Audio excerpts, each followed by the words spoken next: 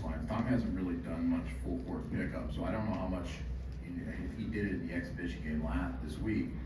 But when a team makes a structural change like that, how important are these moments in particular to kind of work those kinks out? Well, again, we expected it. We had talked about it in practice, and being without two guards that normally are back there doing that for us, and that's how we want to play.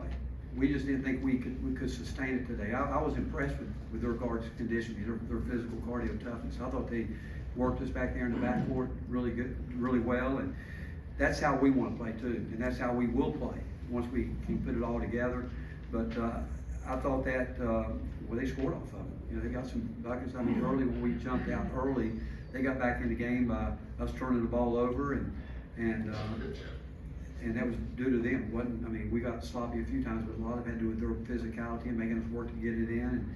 And Jamal Meshack really did a good job when you think about what he had to do. He carried a big load today with those guys constantly coming at him. But again, what they did is what I hope we can work ourselves into, because it's effective. It affects teams, and again, I hope we can.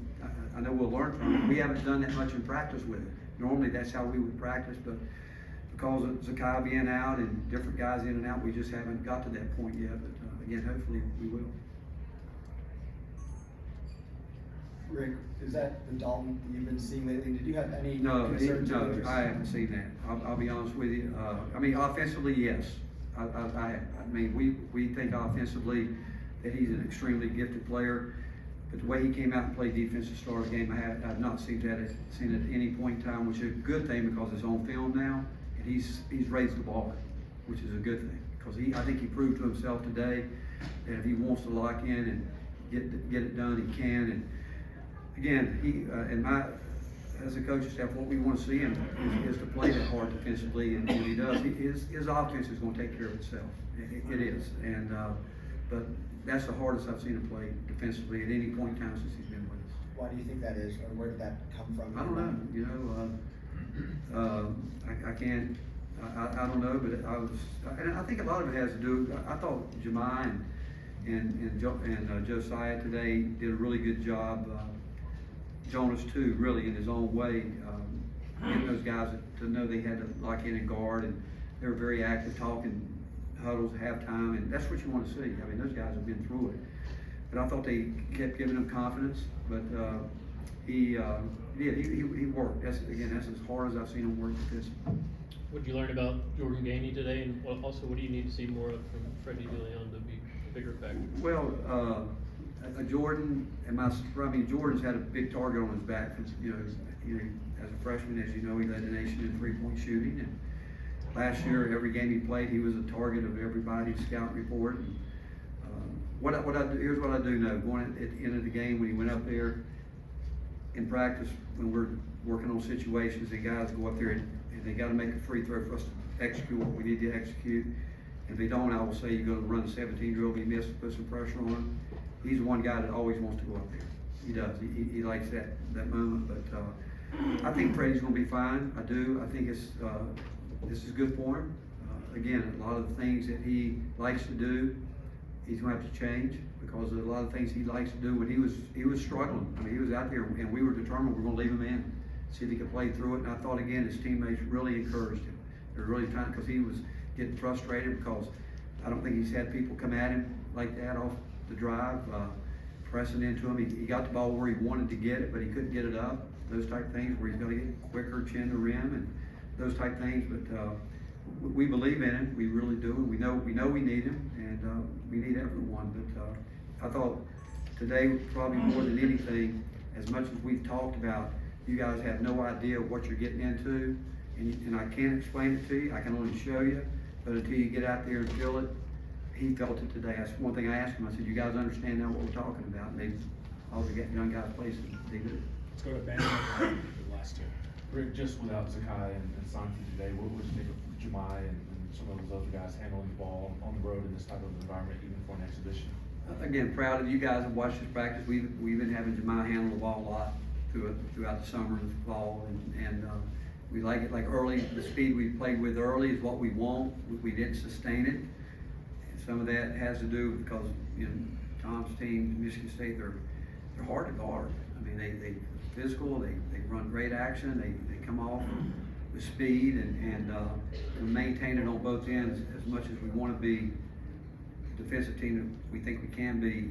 We've got to have the depth to have it. But I was really proud of the older guys fighting through. I mean, they know how to deal with it. Jemai and they've been in a lot of those big games, but both teams turn it over a lot. We don't turn it over. They don't turn it over that much, but that's what you would kind of expect this time, the kind of year, because what they gave us today, as much as we tried, we can't assimilate it in practice, and I'm sure it's vice versa for them. But so we both will take a lot from it.